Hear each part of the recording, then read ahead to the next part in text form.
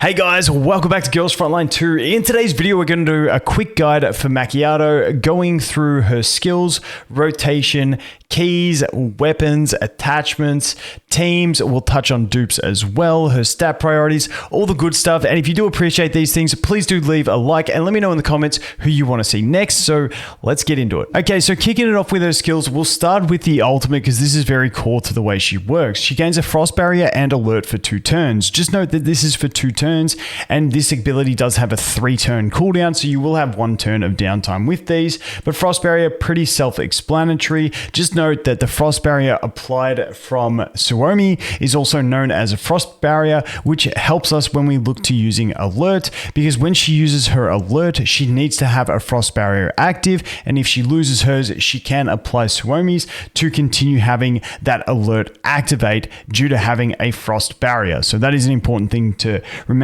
Now, when she uses this, the key things of it is that she will use this revenge type attack, the alert attack, before the opponent attacks. So not when they move or anything like that. So once they get into position and they go to strike their attack, that is when she will activate this. Just note any other preemptive attacks, kind of like Suomi's preemptive attack, will trigger before she uses her attack.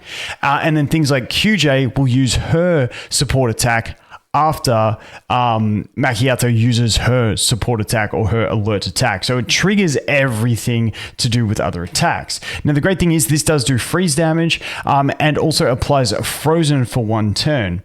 Now, the great thing about that frozen, we'll talk about her passive a little bit later on, that it will be able to put that debuff on for her passive so that she will also be able to get damage amplification after she's applied this once.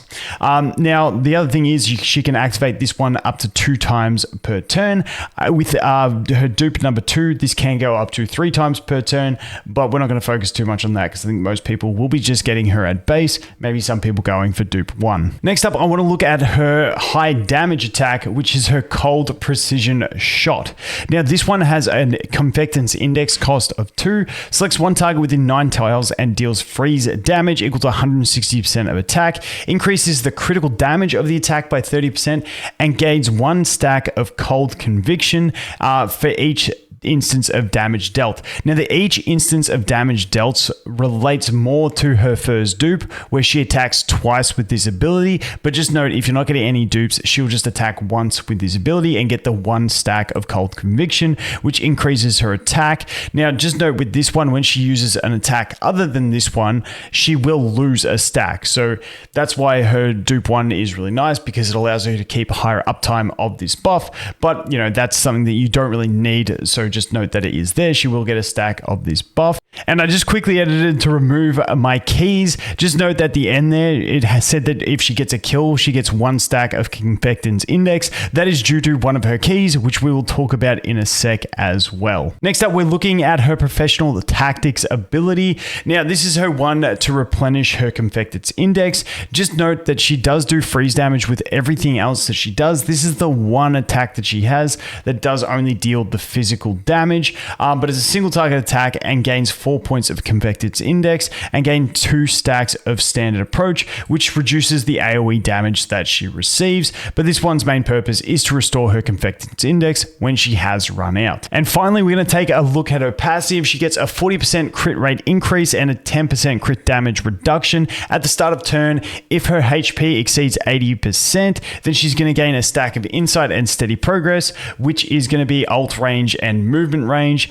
When attacking a target with frozen, ignores 4 points of stability index and increases damage dealt to them by 20%. As I mentioned earlier, it's really nice that her passive, or not her passive, but her alert from her ultimate will deal frozen to enemies, which can help her start ramping up her damage outside of her turn for her next turn. Now, on top of that, if they have frigid, it will ignore 6 points of stability and increase damage dealt by 30%, which is really nice. Now, if you're wondering how you get frigid, frozen, when it stacks 2 times, it does become frigid, and frigid is basically a rooting type mechanic. So those are the ways we can get some really nice damage amplification out of that passive. So now that we understand all her skills, we go through her rotation, which is actually fairly simple. Now, once again, depending on the situation, you might sometimes stray from this, but in general, you want to start by casting her ultimate and getting that shield up and the alert up so that you can start getting her extra alert attacks in, because they are going to help her damage, also help with application of debuffs. After you do that one, you're then going to go ahead and spam this cold precision shot until you have no more confectance index to do so. Then once you have no confectance index to do so, you're just going to go ahead and use this one, professional tactics, to gain confectance index. But whilst you're going through that rotation of burning all of your confectance index and then getting it back, whenever her ultimate does come off cooldown, that is going to be your number one priority. Reapply that no matter where you're at in your rotation.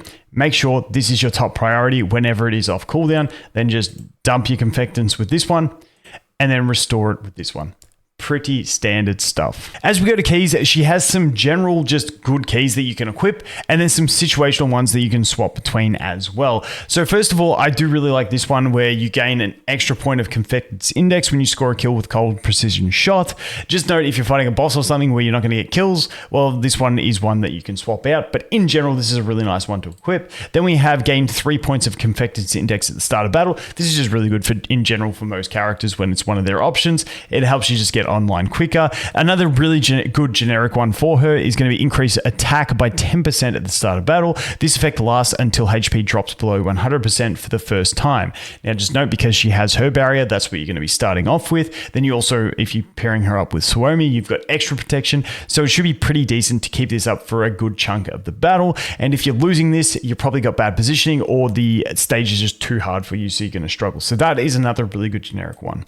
This one really depends on the stage you're on, the team you're using and stuff, because to get any effect of it, you need to have no other allies within 3 tiles. So depends if you can proc it. It does proc off professional tactics as well, which is the one you're going to be using least. Normally, you're not going to be using that for a few turns into battle, because you're going to start off with your ultimate and then cold precision shots until you have no more confectance index. So this one, once again, very much more situational in my opinion.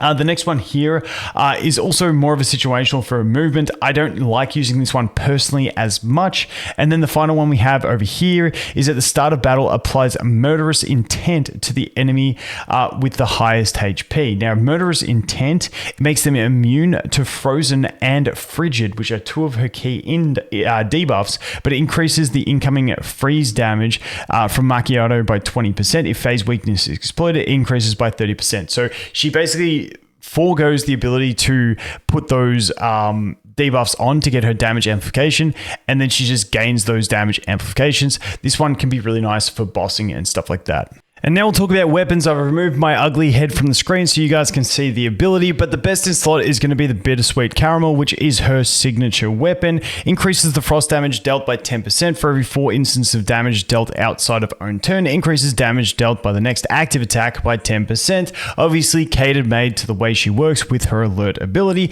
Then we also have the trait that ignores 10% of the target's defense, and if they are affected with freeze debuffs, ignores an additional 10%. Obviously, this thing is cater made for her. Now, if you don't have a signature weapon, we do have access to the Battle Pass weapon as another option. When dealing damage, if there are no other enemy units within 4 tile radius of the target, increases damage dealt to the target by 15%. Now, this is going to be situational, but especially if you're looking at bossing and stuff like that, you will get some nice damage boost out of it. And then for the trait, ignores 1 point of stability index. When possessing insight, which she can get through her passive, she will ignore another 1 point of stability index. Next up, we have our standard banner weapon. Now, obviously, this one is made for Mosin because electric damage is further increased by 10%, but hey, getting a raw phase damage increase of 10% for Makiatto ain't too bad if you do have it. And once again, this one does have the trait of ignoring 1 point of stability and that extra point of stability when under insight. Next up is the W2000, which will be the 4-star rate up on her weapon banner, which if you pick this one up, it's sort of like a mini one built for her playstyle. If HP is above 80%, out of turn damage increased by 10%. She stays healthy pretty well with the shield, so that applies to her. And then obviously she does good damage with her alert. Then we also have the trait, which is really nice. Attacks ignore 10% of the target's defense. And if the target has a freeze debuff, ignore additional 10% of the defense. And finally, if you have none of those options, you can always fall onto the 3-line rifle. If the target is affected by a phase debuff, damage dealt increased by 10%. Obviously, she applies phase debuffs. A ton of characters apply phase debuffs, so it's a 10% damage increase essentially. And then we also have the attacks ignore 1 point of stability index, and when possessing insight, you're going to ignore an additional 1 point of stability index. As we look to attachment sets, Freeze Boost is great if you're focusing in solely on herself. However, if you are looking to be a bit more broad with your selection, you can always go for Phase Strike, because Phase Strike is going to be applicable to most characters, no matter what element they are, and you still get a 15% damage increase essentially, as opposed to the 20%. Now, you may remember that her second ability, when she's trying to recharge her Confectance Index, does deal physical damage. However, so much of her other damage is ice that this one does win out just a little bit. But once again, if you're looking to be more universal, then you can go for the Phase Strike. Doesn't really matter. As for stats, over here on the muzzle, we're looking for the attack stats, crit damage, and crit rate.